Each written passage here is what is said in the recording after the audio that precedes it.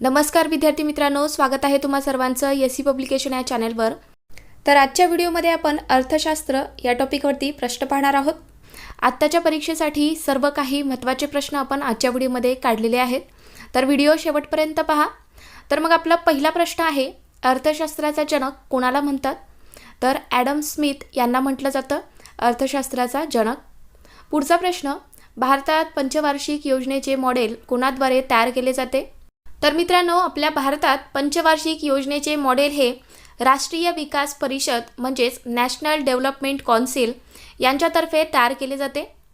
पुढचा प्रश्न, सरकारी स्तरावर दरवर्षी भारतातील आर्थिक सर्वेक्षण कोण प्रकाशित करते? तर वित्त मंत्रालय यांच्याकडून आपल्या भारतात दरवर्षी आर्थिक सर्वेक्षण प्रकाशित केलं जातं। अर्थशास्त्र हे पैशाचे शास्त्र आहे असे कोणी म्हटले? तर ॲडम स्मिथ यांनी म्हटले होते। पुढचा प्रश्न, कोणत्या पंचवार्षिक योजनेत national bank for agricultural and rural development याची स्थापना झाली? तर कोणत्या पंचवार्षिक योजनेत झाली आहे? तर 6व्या पंचवार्षिक योजनेत झाली। पुढचा प्रश्न, भारतातील राष्ट्रीय उत्पन्न कोणाद्वारे मोजले जाते? तर आपल्या भारतातील राष्ट्रीय उत्पन्न हे केंद्रीय सांख्यिकी संस्था यांच्याद्वारे मोजले जाते।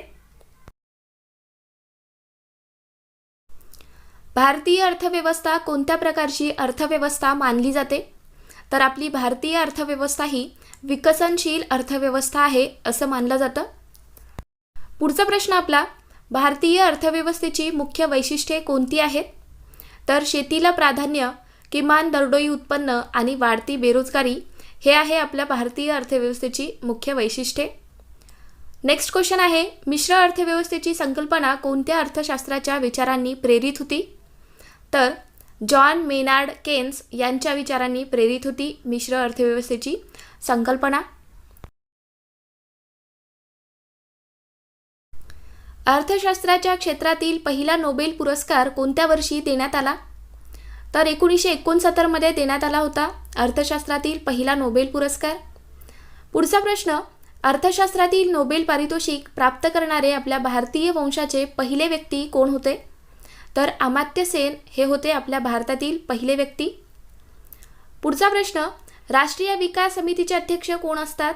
तर भारताचे पंतप्रधान असतात। राष्ट्रीय विकास समितीचे अध्यक्ष असतात भारताचे पंतप्रधान। समाजवादी अर्थव्यवस्थेचा जनक कोणाला म्हणतात? तर कार्ल मार्क्स यांना म्हटलं जातं समाजवादी अर्थव्यवस्थेचा जनक। पहिली पंचवार्षिक योजना कोणत्या योजनेवर आधारित होती? तर पहिली पंचवार्षिक योजना ही हेरॉल्ड डोमर योजना याच्यावरती आधारित होती। भारतीय अर्थव्यवस्थेचे उदारीकरणाचे अग्रदूत कोणाला म्हणतात? तर डॉक्टर मनमोहन सिंग यांना म्हटलं जातं। विवाद से विश्वास योजना कशाशी संबंधित आहे? तर विवादित कराची रक्कम भरण्यासाठी ही योजना संबंधित आहे।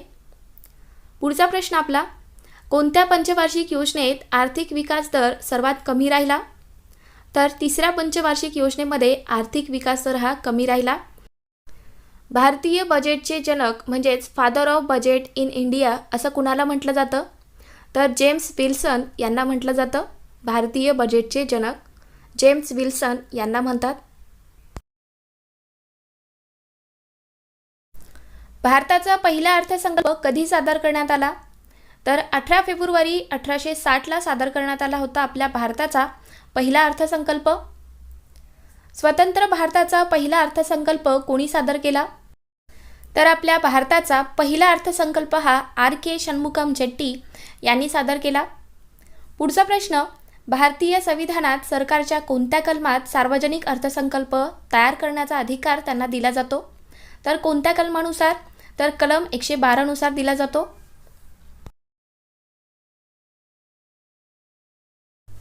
भारतात अर्थसंकल्प कोणत्या तारखेला सादर केला जातो? तर दरवर्षी 1 फेब्रुवारीला आपल्या भारतात अर्थसंकल्प सादर केला जातो। भारताच्या पहिल्या पूर्णवेळ महिला अर्थमंत्री कोण आहेत? तर निर्मला सीतारामन हे आहेत आपल्या भारताच्या पूर्णवेळ महिला अर्थमंत्री। पुढचा प्रश्न, भारताचा पहिला अंतरिम अर्थसंकल्प कोणी आणि केव्हा सादर केला? तर आपल्या भारताचा अंतरिम अर्थसंकल्प हा मोरारजी देसाई यांनी सादर केला होता 1962-63 मध्ये. विद्यार्थी मित्रांनो, तुम्हाला आपल्या चॅनेलवरील व्हिडिओ कसे वाटतात नक्की सांगा. आणि तुम्ही चॅनेलवर नवीन आहात, अजून चॅनलला सबस्क्राईब करून घेतला नसेल तर सबस्क्राईब करून घ्या. आणि व्हिडिओ आवडत असेल तर व्हिडिओला लाईक करा. भारतीय राज्यघटनेत शेती हा विषय कोणत्या सूचीत येतो? तर राज्यसूचीमध्ये येतो.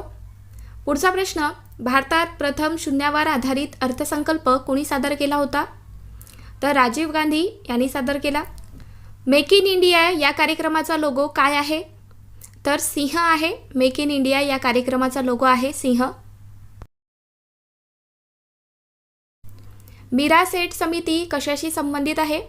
तर हातमाग विकास याच्याशी संबंधित आहे मीरा सेठ समिती. कोणत्या समितीने उद्योगातील छोट्या क्षेत्रांसाठी वस्तूंचे आरक्षण करण्याची शिफारस केली? तर कुठल्या समितीने केली होती?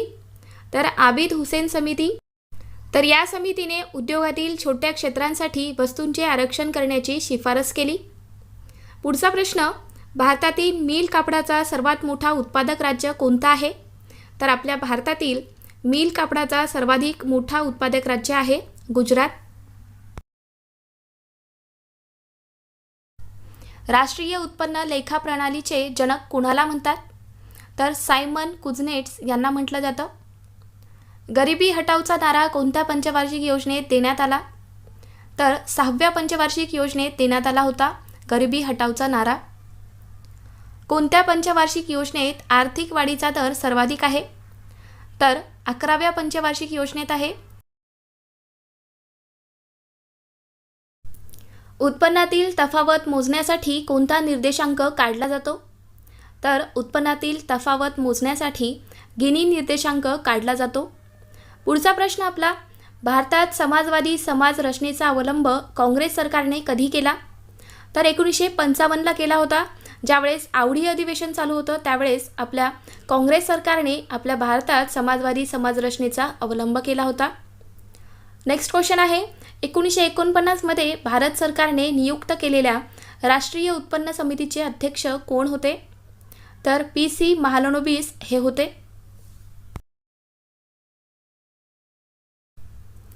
– 1867-68 मध्ये दादाबाई नौरोजी यांनी भारताचे राष्ट्रीय उत्पन्न मोजले होते तेव्हा भारताचे दरडोई उत्पन्न किती होते?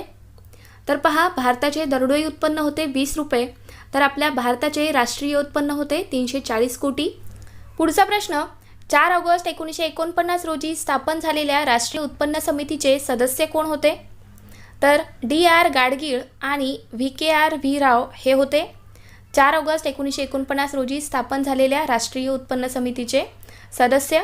आणि मित्रांनो, आत्ताच आपण पाहिलंय की राष्ट्रीय उत्पन्न समितीचे अध्यक्ष कोण होते? तर PC महालनोबिस हे होते. हे सुद्धा लक्षात ठेवा.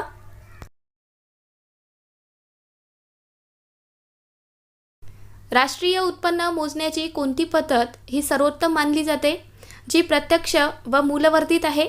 तर ती पद्धत कोणती? तर उत्पादन पद्धत आहे. लक्षात ठेवा. पुढचा प्रश्न, विविध चलनाची देवाणघेवाण होताना चलनाची किंमत विनिमय दरानुसार ठरते हा सिद्धांत कोणी मांडला?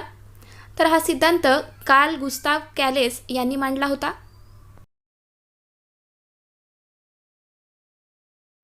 केंद्रीय सांख्यिकी कार्यालयाची स्थापना केव्हा झाली? तर 1951ला करण्यात आली होती. केंद्रीय सांख्यिकी कार्यालयाची स्थापना ही 1951ला झाली. राष्ट्रीय उत्पन्न वाढले की करापासून मिळणारे उत्पन्न आपोआपच वाढते, याला कोणता नियम म्हणतात? तर त्याला अंतर्गत परिवर्तनीयता असं म्हटलं जातं. ग्रीन GDP ही संकल्पना केव्हा मांडण्यात आली? तर 1990ला मांडण्यात आली. पुढचा प्रश्न, UNDPने पहिला मानव विकास अहवाल केव्हा सादर केला?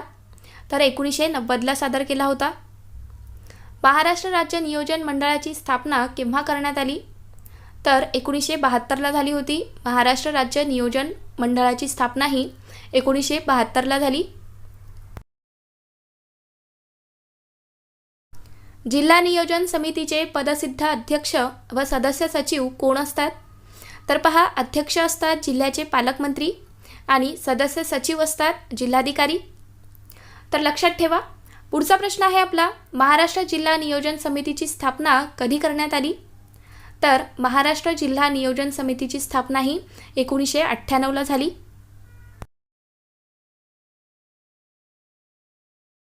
नीती आयोगाचे पूर्ण नाव काय आहे? तर पहा, national institution for transforming India हे आहे नीती आयोगाचे पूर्ण नाव. तर मला सांगा, नीती आयोगाचे अध्यक्ष कोण असतात? तर पंतप्रधान असतात. आणि उपाध्यक्ष कोण आहेत? तर सुमन बेरी आहेत. पुढचा प्रश्न, कोणत्या योजनेमध्ये मनुष्यबळ विकासावर भर देण्यात आला होता? तर कोणती योजना होती ती? तर 8वी पंचवार्षिक योजना. लक्षात ठेवा. पुढचा प्रश्न, राष्ट्रीय मध्यान्ह आहार योजना कोणत्या वर्षी सुरू करण्यात आली? तर 1995ला सुरू करण्यात आली. राष्ट्रीय मध्यान्ह आहार योजना ही 1995ला सुरू करण्यात आली. 20 कलमी कार्यक्रम कधी सुरू करण्यात आला? तर 26 जून 1975ला सुरू करण्यात आला 20 कलमी कार्यक्रम. पुढचा प्रश्न, खासदार स्थानिक क्षेत्र विकास कार्यक्रम कधी सुरू करण्यात आला? तर 23 डिसेंबर 1993ला सुरू करण्यात आला. विकास अर्थशास्त्राचा पितामह कोणाला म्हणतात? तर आर्थर लेविस यांना म्हटलं जातं विकास अर्थशास्त्राचा पितामह. अखिल भारतीय हातमाग मंडळाची स्थापना कोणत्या वर्षी करण्यात आली? तर 1952ला झाली आहे. अखिल भारतीय हातमाग मंडळाची स्थापना ही 1952ला झाली. राष्ट्रीय गुंतवणूक निधी कधी स्थापन करण्यात आला? तर 2005ला स्थापन करण्यात आला राष्ट्रीय गुंतवणूक निधी. फेमा कायदा केव्हा लागू करण्यात आला? तर 1 जानेवारी 1974ला लागू करण्यात आला फेमा कायदा. MRTP कायदा कोणत्या कायद्यामुळे रद्द करण्यात आला? तर स्पर्धा कायदा 2002. तर या कायद्यामुळे MRTP कायदा रद्द करण्यात आला. प्रत्यक्ष व अप्रत्यक्ष करामध्ये सुधारणा करण्यासाठी राजा चेलिया समिती केव्हा स्थापन करण्यात आली? तर 1991ला स्थापन करण्यात आली होती. वित्तीय क्षेत्र सुधारणा विषयक समिती 1991चे अध्यक्ष कोण होते? तर N. नरसिंहम हे होते. बंदिस्त अर्थव्यवस्था म्हणजे कशा प्रकारची अर्थव्यवस्था असते? तर मित्रांनो, बंदिस्त अर्थव्यवस्था म्हणजे ज्या अर्थव्यवस्थेत आयातही होत नाही आणि निर्यातसुद्धा होत नाही. हे लक्षात ठेवा. पुढचा प्रश्न, निरपेक्ष खर्च सिद्धांत कोणी मांडला? तर ॲडम स्मिथ यांनी मांडला. निरपेक्ष खर्च सिद्धांत ॲडम स्मिथ यांनी मांडला. पुढचा प्रश्न, तुलनाजन्य खर्च सिद्धांत कोणी मांडला? तर डेव्हिड रिकार्डो यांनी मांडला आहे. घटक देणगी सिद्धांत कधी व कोणी मांडला? तर हेक्टर ओहलीन यांनी मांडला आहे 1933ला. पुढचा आणि शेवटचा प्रश्न, अर्थव्यवस्थांचे प्रमुख किती प्रकार पडतात? तर 3 प्रकार आहेत, भांडवलशाही, समाजवादी आणि मिश्र अर्थव्यवस्था. लक्षात ठेवा.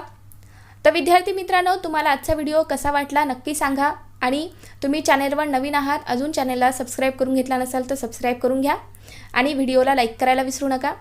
चला तर मग भेटूयात पुढच्या व्हिडिओत. थँक्यू.